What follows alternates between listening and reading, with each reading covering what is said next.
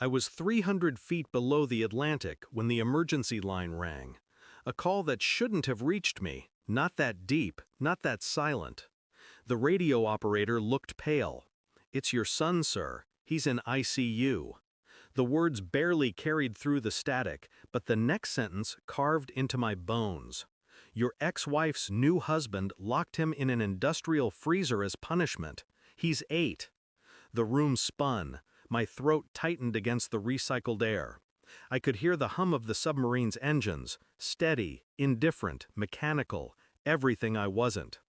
My captain stood at the control station, his eyes locked on me. He didn't need to ask. 48 hours, leave, he said quietly.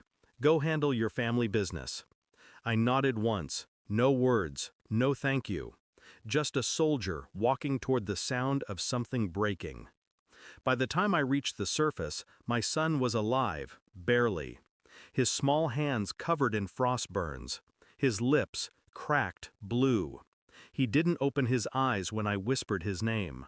She was there, my ex-wife. Her mascara smudged into rivers of guilt that didn't convince me. Beside her stood him, the new husband.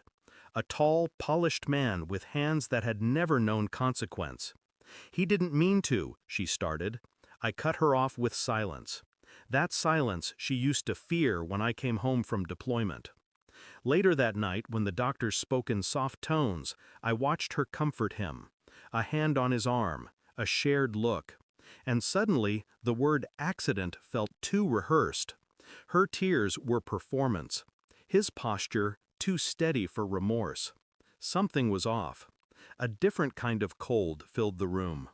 I stayed in a cheap hotel near the hospital. Didn't sleep, didn't drink, didn't feel. Instead, I listened. Her calls, her messages, her late-night visits to the man who almost killed my son. Each move calculated, desperate, deceptive. Old habits kicked in. Training never dies.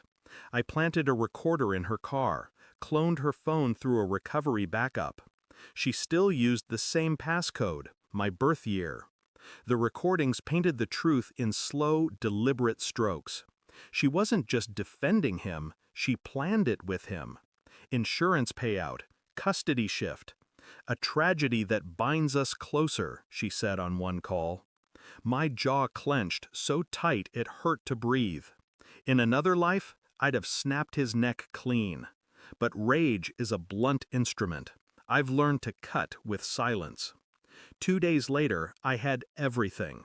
Recordings, bank transfers, a message chain where she joked, "He'll get over it, kids heal fast." I printed it all, black ink on white paper. No drama, no fire, just truth, frozen and clinical. When I entered her house, she looked startled, then softened. "Mark, please, I handed her the folder. Her fingers trembled as she flipped through the pages. Audio transcripts, screenshots. His name linked to her account. Color drained from her face. Her mouth opened, but no sound came out.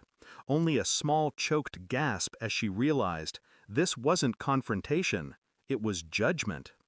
He entered from the hallway, confused, half-dressed. He saw the folder, saw her collapse to her knees. I didn't raise my voice, didn't touch him, didn't need to. "Your words," I said softly, "will ruin you more than mine ever could." And I walked out. The next morning I sent the recordings anonymously, to the police, to the hospital board where he worked, to child services. Then I visited my son one last time before disappearing. He was awake now, small, fragile, unaware of the war fought in his name. I brushed a hand through his hair. "Dad's here," I whispered. He smiled faintly before falling back asleep. In the corridor, reporters were already circling her house. She'd face investigation. He'd lose his license. Their empire, built on manipulation, crumbling in real time. I didn't need to see it. Vengeance doesn't require an audience. I'm back underwater now. Same submarine, same silence. But something in me has changed. The ocean doesn't feel as cold as it used to. There's a peace in distance, pressure pressing from all sides, reminding me what I survived. Sometimes I see his face, the man who called himself a husband, a father. I don't feel hatred anymore, just precision. He taught me something valuable. Some monsters don't hide under beds. They share custody papers. When my captain asks if I handled it, I simply nod. Good, he says. You look lighter. Maybe I am. Or maybe I've just learned that love and war are fought the same way, in silence, below the surface, where no one hears the screaming. Thanks for watching. Don't forget to like, share, and comment. Subscribe now to Cheating Stories Insight World for more amazing stories.